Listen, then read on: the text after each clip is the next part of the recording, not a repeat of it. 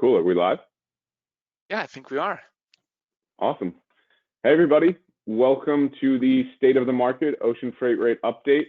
I'm George Sanchez, joined today with Patrick Berglund, our CEO and co-founder. I want to say hi, Patrick.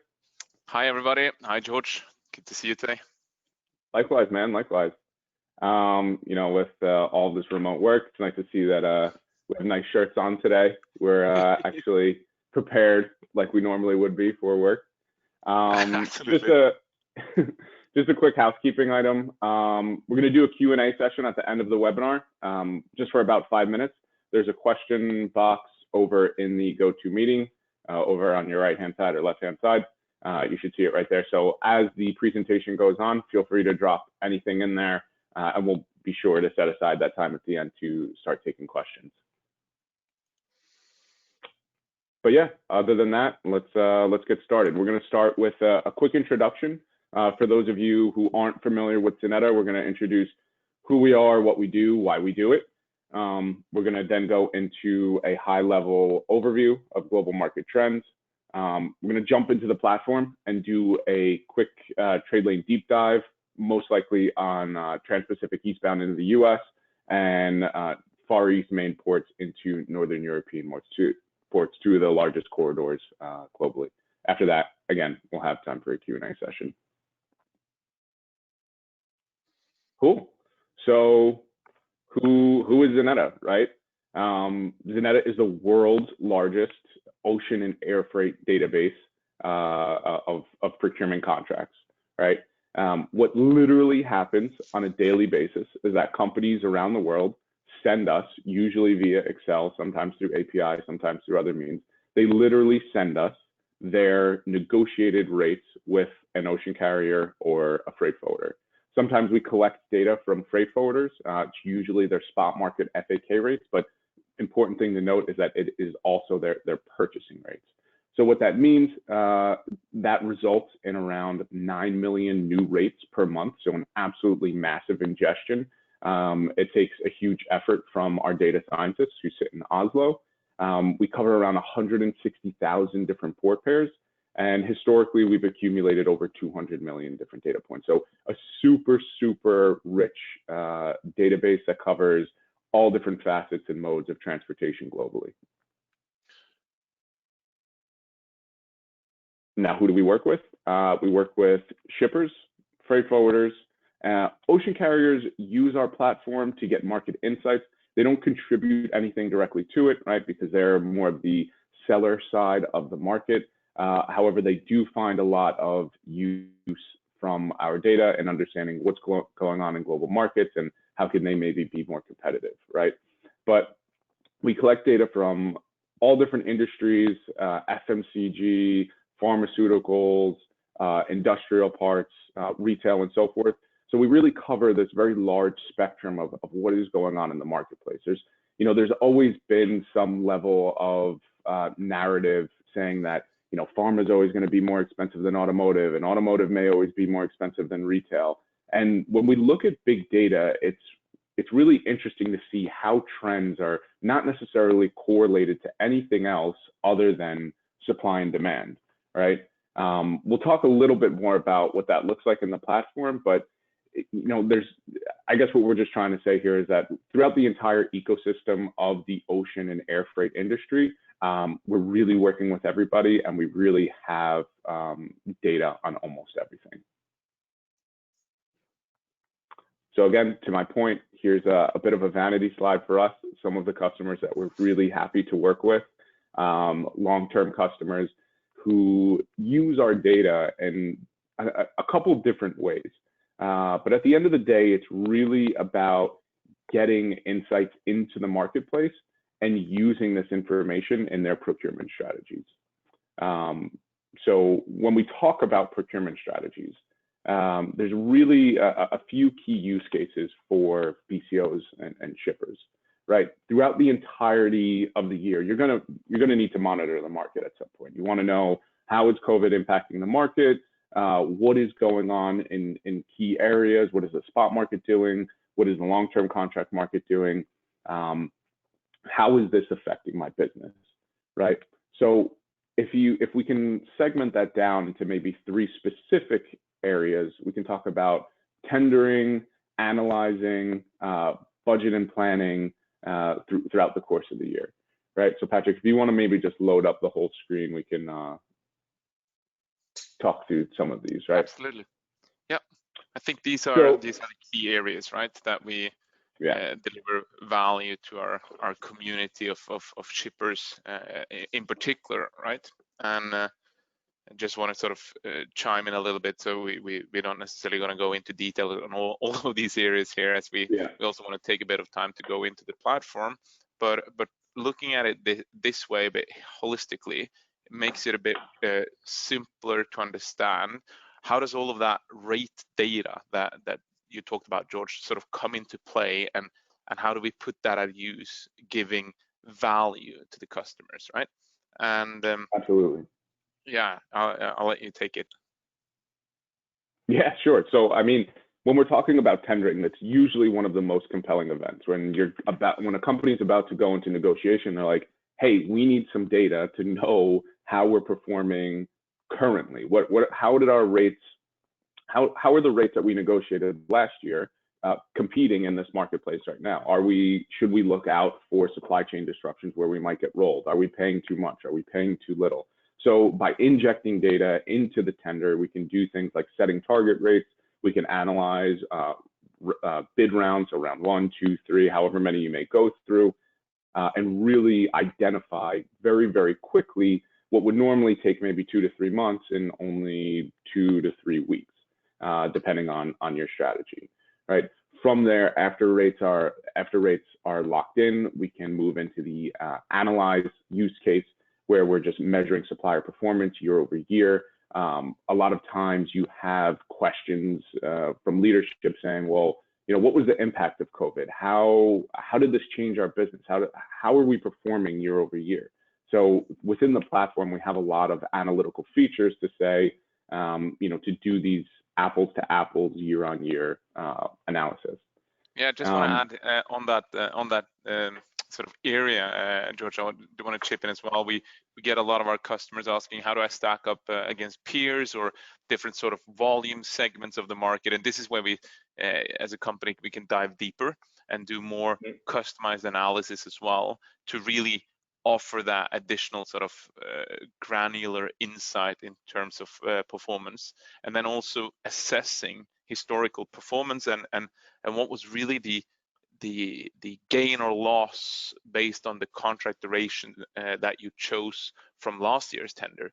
Did you go on a 12-month fixed historical price? How did that work out relative to the developments of the market? And that's also a challenge that a lot of companies find themselves in these days on both Trans-Pacific eastbound, as we're going to look at, and Asia to Europe corridor as well. But those are some of the key areas that we cover within the analyze part of things.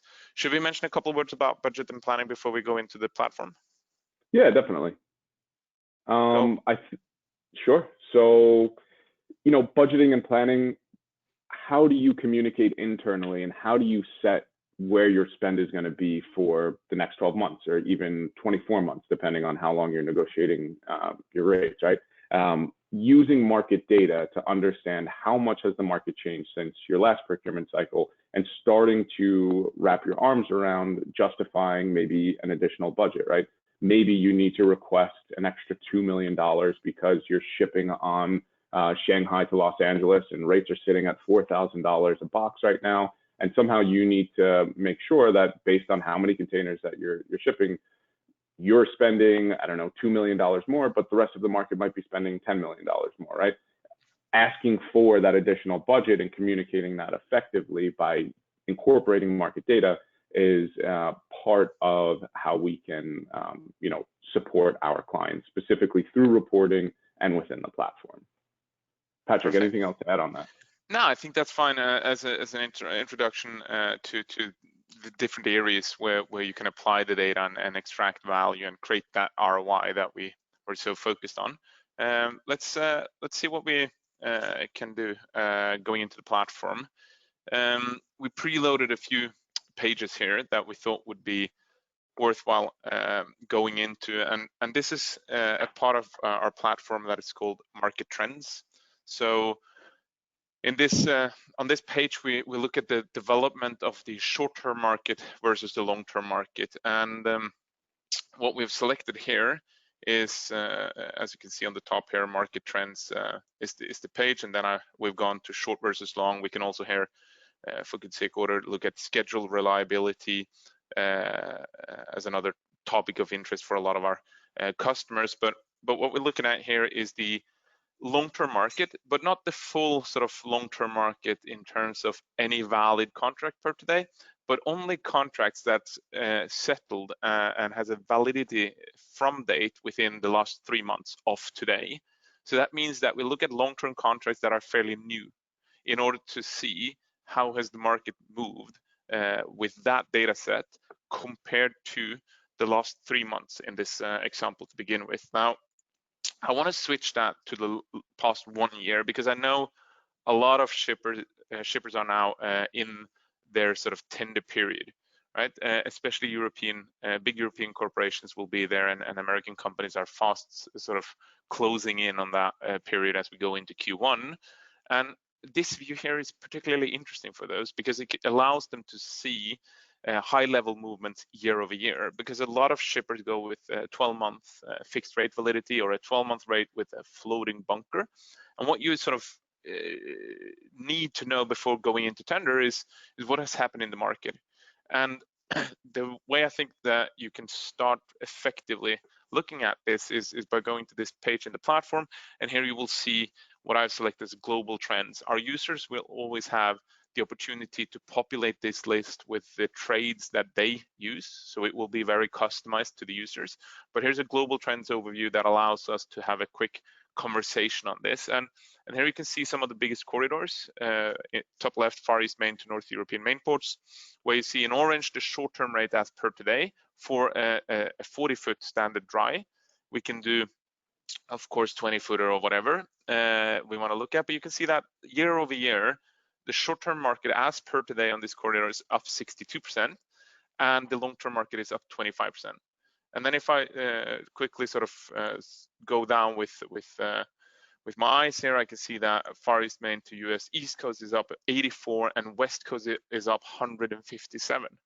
And now you can see a lot of the long-term contracts sort of following suit as well, but we're looking at last year's development. So same point in time, 12 months ago compared to today. And I want to also flag South America East Coast here. There's that substantial cost increase. Now, if I switch this overview here to the last 3 months, because I want to see what has happened more recently on the market, then I get a slightly different picture. Now I can see that there's less of an increase on the short-term market for a few of these corridors. If you again here look at US East and West Coast, you can see that now it's lower sort of 10 digits increases still. So they're massive increases, but this one, the 25% was 157%. And this changes the picture from Far East Main to South America East Coast, where you can see that the majority of the increase is actually happened in the last few months alone, right? And now you also see that there's a significant bigger portion of the long-term market increases that have happened over the last few months.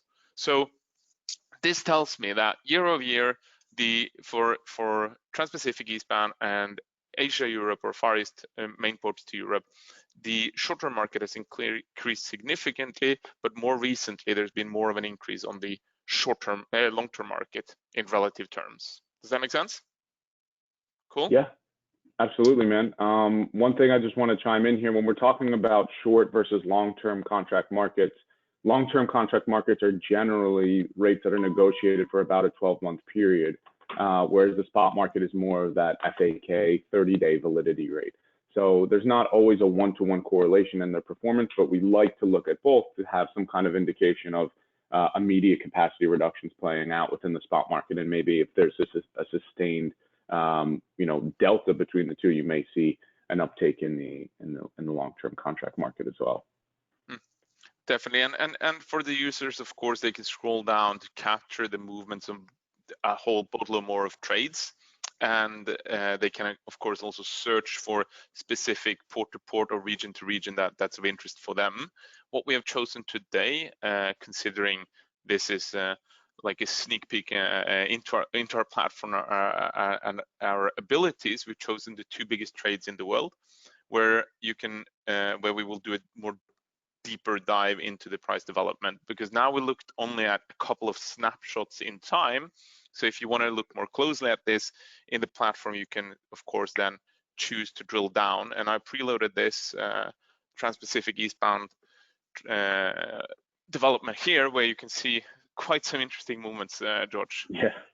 Yeah, absolutely. One quick thing to note is, right now Patrick and I are focusing a lot on corridor level to give a broad overview of the market, but all of our customers and what we provide within the system is you can drill down very specific from port to port. So you can look at things like Shanghai to LA, or New York to Rotterdam, Hamburg to Santos, things like that. But just to talk about Far East Main into US West Coast, if you're familiar with this market, you know that the spot market is just sustained at just shy of $4,000. We've seen a massive shift of consumer purchasing within the US away from services into goods, and the amount of imports this year are actually significantly more than what they've been year on year, particularly 2019. So what we're showing here, the yellow line represents the spot market. Ooh, Patrick, there we go. Apologies. All good. Just trying to mess me up like usual. The yellow line represents the spot market. You can see how many data points are used in accumulation there. I'm not sure, Patrick, I can't read that. It's a little small for my view. What does that say? 80,601 data points? Yeah, correct. So a super rich set that's updated daily to give you a very clear picture of what's happening, right? We can see that this is for a 40-foot standard for a 1-year period. And the blue line represents the long-term contracts. So typically shipper rates that are negotiated for about a 12-month period, right? The cool thing about the platform is that we can use rolling averages, so we can see more dynamic shifts in real time, and we look at only comparing those specific data sets to other contracts that have been negotiated within the past 3 months. So as you see, with this heightened delta of spot market uptrend, we're starting to see an impact on the long-term contract market. So Patrick, where are rates sitting at about today? Around $2,000, $1,800 per box, right? So as the spot market stays at that level, we're anticipating a continued increase in the long-term contract market. That gray box on the right-hand side, though, is one of the features we call future rates. So a lot of times, companies who contribute to our platform, they supply us with rates that are negotiated today, but might not have a start date until some point in the future. So if we look at rates that roll into or start at some point between now and January 1, we can see that rates are actually dropping slightly from 1,800 back down to 1,600. I don't know, Patrick, do you have any thoughts on why that might be taking place? Yeah, I think let me first comment to the short-term market here. If you see this flat line on the top here, like look at that compared to historical price development. The market has never stayed flat, right? We can even load 4 years here and we would see the same.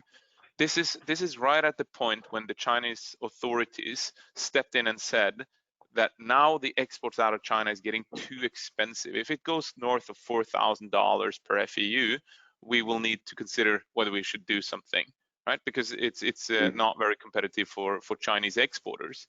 And interestingly enough, the market freezes. And I think this is an incredibly important event that you can raise questions whether that's a free, open, competitive market, but at least there's some consensus between the shipping lines here that this is a good rate level. And you can see that historically we've had nothing remotely close to this, and we've never had a period of where the market has remained high as in a similar manner before it sort of dropped off. So this is a completely new pattern to me. I've never seen this, and I believe the sort of first sort of round of results we're getting in from RFQs now, and the finalization of a few contracts that sort of sits in this Q4 period where there's simply fewer BCOs that runs their sort of tender off cycle like that, shows that it's not as strong of a long-term market that we would anticipate. In fact, it's calmed a little bit down from what you can see.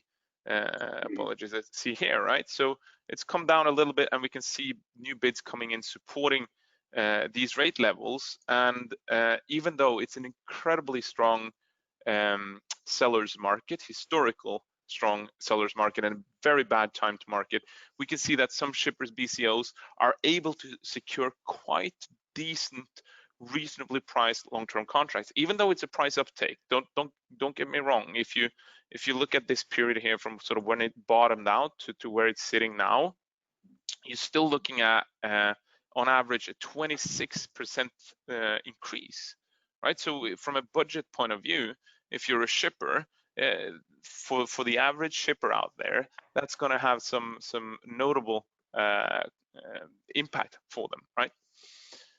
And next to that, I think there's this underlying situation that I think is important to mention with the equipment shortage, right? Mm-hmm. There's a spike in the cost of buying new contracts, leasing new contracts. Those companies have stock prices that has been soaring, really confirming that there is a shortage out there. For approximately the last 10 years or so, when carriers have ordered new vessels, they've done about double the amount of TEU boxes that has been ordered. Previously, before those 10 years, it was usually 3x. So if you had a 10,000 TEU vessel, you would order in 30,000 boxes. So over a period of time, it sort of have been setting the stage for this situation with the container imbalance, because what happened here in March is that a lot of companies started piling up cargo outside of their warehouses. So this year, we've seen a lot of boxes being in the wrong places, on top of a volume surge on the biggest trades going out of Asia, right?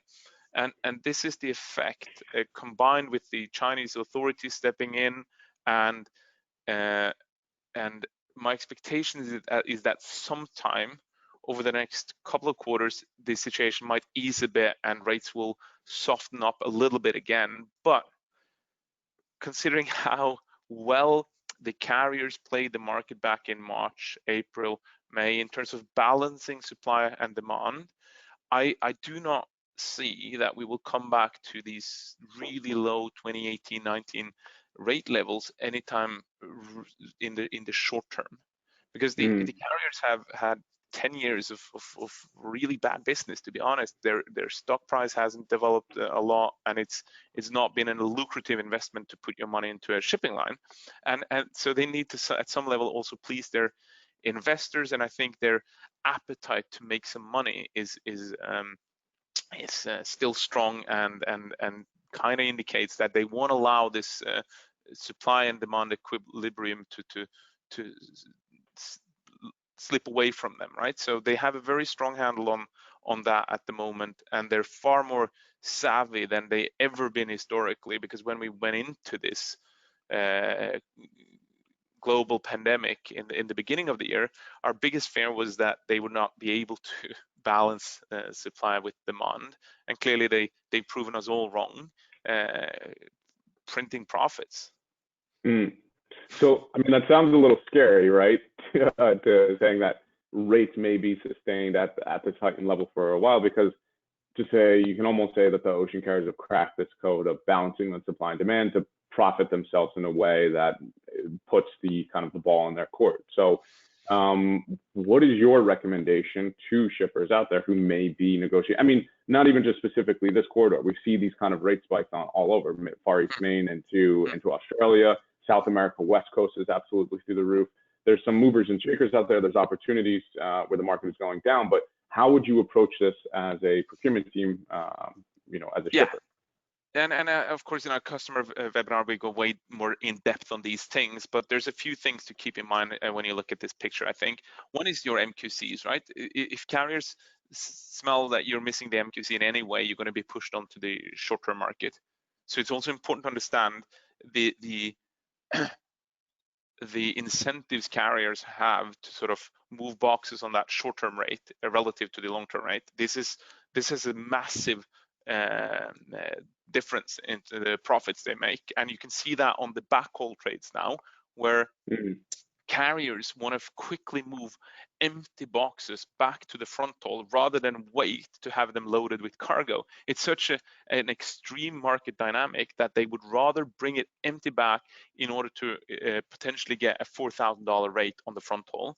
But for our shippers, this is definitely the year where they need to reconsider their normal 12-month buying cycle, because you go to market in such a strong seller's market that if you tie yourself up into a 12-month rate agreement here, there's no historical proof points of any sort that says that you will win. You will definitely lose out if you look at anything historical. That's never an indication of what's going to happen forward, but as you can see, it's at least taking a pause here, and rather than seeing the long-term market sort of exploding and following suit, now we're seeing a little bit of a softening on the long-term rates here with the sort of newest data sets that we have. So that raises the question: can you change the 12-month rate duration to, let's say, a quarterly one, a 6-month one, so that you at least, in case the market moves more favorably, you would be in a position to actually act and not be locked in at very high levels? Right. I know that time is flying, George, when we speak. I need to move us a little bit forward, because we wanted to show a couple of corridors. So I'm switching here to the same origin, Far East Main to North European main ports. Wanted to show that development as well, because there's no sort of roof put in place. And you can see that the short-term market here is on a continuous rise, and the long-term market has started sort of a little bit following that pattern, but there's an increasing gap here, which also, raises the risk of getting short shipped and rolled for our European importers as well. It's also notable here to just look at the uptake here going into 2020, where we had the expected increases of IMO 2020, which had the market, short-term market, moving from $1,100 to $2,156. And I love these movements. It really shows how volatile and difficult this market is. And then in a few months' time, with COVID and China shutting down, rates collapsed back to $1,429, moving quickly back up to $2,341 US dollar per 40-foot container, as volumes have shifted from, travel and services into durable and non-durable goods, really making this a good sort of solid seller's market again for the carriers. A lot of European companies tendering in Q4, settling rates for Q1, and you can see that we so far spot an uptake on those rates. And as we move closer to 2021, in end of this November and December, we'll have a fully populated 2021 as well. Both of these corridors have sort of the same pattern, right? And this is a little bit what we said when we looked at the market trends page as well, where we had basically outbound Far East into, North America, South America, Europe, Mediterranean, and so forth. You can see that the market has really picked up. Whether you look at East Coast or West Coast US, doesn't matter. The same pattern on both. George, any final remarks before we do a little bit of questions? I can see that we've received quite a bit of questions.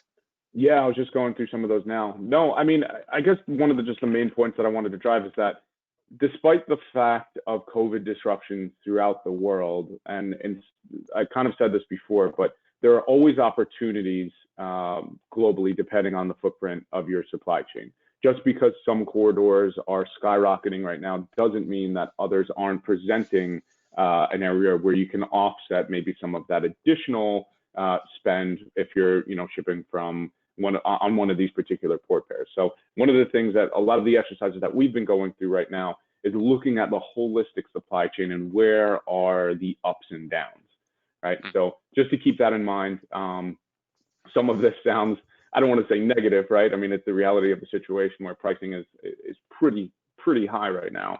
But there are always opportunities outside of this. Perfect. Very good point. All right.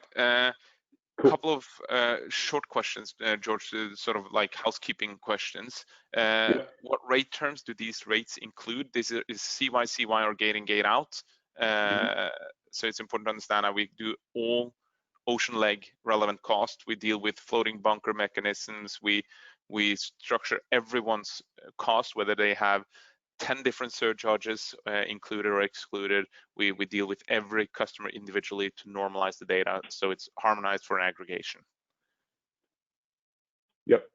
I saw another question in there about buying power and group purchasing organizations, basically saying that larger group purchasing or volume is a very large indicator of how well you can, how competitive your pricing may be. And while that is true, we have seen that timing plays such a much larger factor in your capability as a shipper to negotiate a good price. And if you think about that, is at any point in time throughout the year, the market may be up or down. And leveraging your buying power in the correct month, we've seen shippers with 500 TEU get better pricing than a company with 50,000 TEU because they negotiated at the correct time, right? Maybe that specific trade lane manager at one of the ocean carriers only has enough capacity for an extra 1,000 boxes. And if you fit properly or fit specifically into what they need at that given time, that usually works out a lot better than just leveraging or wrapping yourself into a much larger buying consortium. Not to say that it doesn't work, but we like to focus on timing a little bit more than that. Let's see. There's a lot of questions also on specific trades, George. Let me just chip on that. Yes, we cover trades into Mexico. We can do front haul, back haul on Asia, Europe. These are all trades available, of course, in the platform. As George mentioned originally, initially here, we cover 160,000 different port pairs, all sitting within the different regions of the world. So if there's any very specific sort of trade that you have the appetite and interest to look into, we can either follow up separately or don't feel shy reaching out to us. Yeah, I think that's a good way to park it. So I guess we'll reach out specifically for these particular questions. I see a lot of them coming in. Yeah, with that, Patrick, is there anything else you want to address before we sign off? No, I think we will follow up on these questions first and foremost. Really appreciate them. Thanks a lot for listening in. There's topics that we can cover within the 4 areas that George mentioned. I think that's incredibly important to keep in mind. So whether it's that constant monitoring and understanding the dynamics of the market, whether it's analyzing based on performance, peer benchmarks, volume benchmarks, so forth, or whether it's budgeting and planning in terms of understanding what kind of cost moves should I expect from one year to the next, and then finally how to apply these data sets in a tender setting where you can do a more data-driven, fact-based process. Exactly. Well, thanks everybody for tuning in. It was a pleasure. See a lot of comments in the or a lot of questions in the questions box. Again, we will specifically reach out to you guys to make sure you get the answers that you need. And thanks again for joining us. Thanks, George. See you, Patrick.